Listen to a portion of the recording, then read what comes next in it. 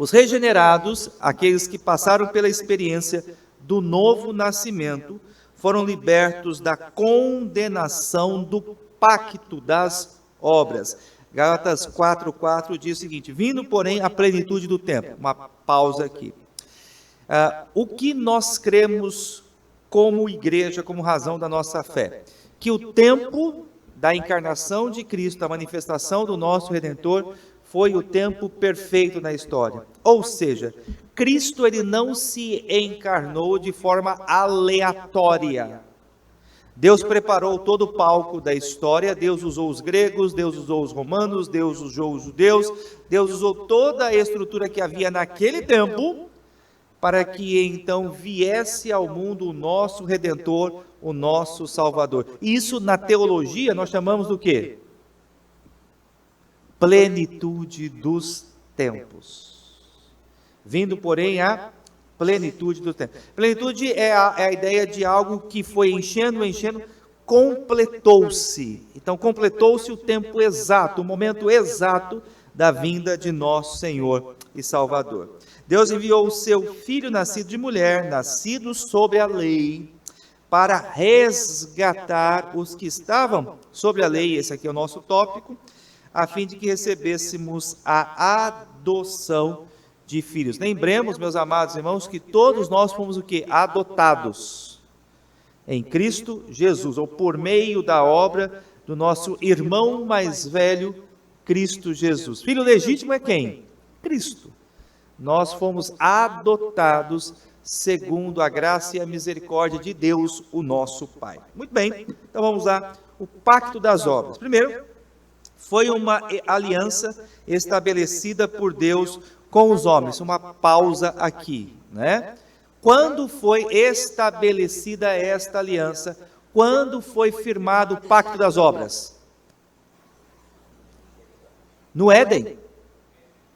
No ato da criação, quando Deus criou o homem, Deus estabeleceu um pacto, Deus firmou um pacto, uma aliança com o homem.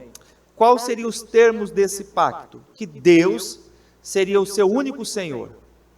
E que os homens, então, deveriam prestar a Deus o quê? Toda a honra, toda a obediência, deveriam dar glórias a Deus e ser obedientes a Ele. Qual é o fim principal do homem? Qual o propósito da nossa existência? Para que viemos ao mundo?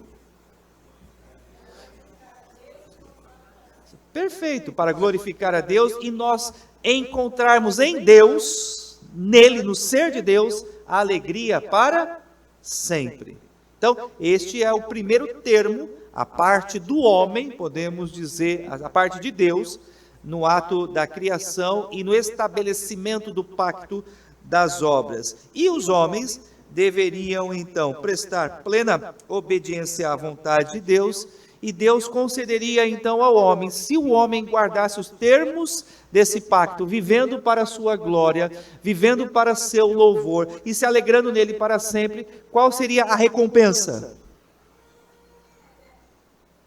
O que o homem receberia se ele fosse fiel a Deus nesse pacto? A vida eterna.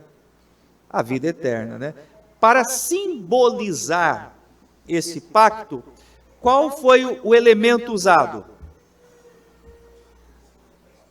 Isso é interessante, hein? Todo pacto, toda a celebração, pacto, compromisso, ele tem um objeto que é usado. Por exemplo, você tem um contrato. Quando você firma um compromisso com alguém, você vai e assina um contrato. O papel, podemos dizer ali, atesta os termos do acordo. Tranquilos? Até aí está claro? Casamento. Casou-se. Qual é o símbolo da união conjugal? Aliança. Qual foi o objeto usado por Deus para os termos desse pacto? Não. Isso, o fruto. Perfeito. Ok? Se o homem não tocasse naquele fruto, se o homem obedecesse à palavra de Deus e a obediência estava vinculada ao ato de não comer daquele fruto, viveria para sempre. Mas se o homem quebrasse aquele pacto, ele morreria. Por exemplo, quando, para nossa tristeza, um casal se divorcia, o que acontece? Um dos primeiros atos do divórcio, tira-se o quê?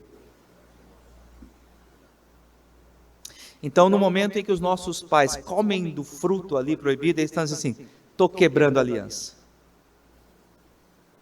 Estou quebrando a aliança. Compreenderam? Ok? Muito bem, então esse foi o pacto que Deus estabeleceu com os homens. Em termos mais simples e objetivos obedeça ao Senhor e viva para sempre. Desobedeça e experimente juízo e julgamento e a morte. E Fernando, a morte em duas esferas.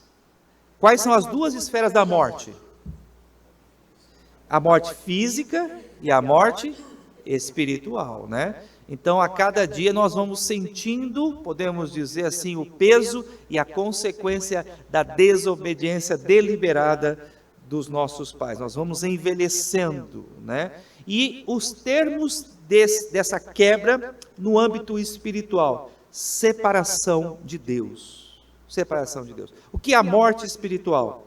É o afastamento de Deus. E esse afastamento ele é tão pleno e absoluto que é impossível o homem chegar-se a Deus por si só. Nós não conseguimos. É impossível. Há necessidade de um mediador.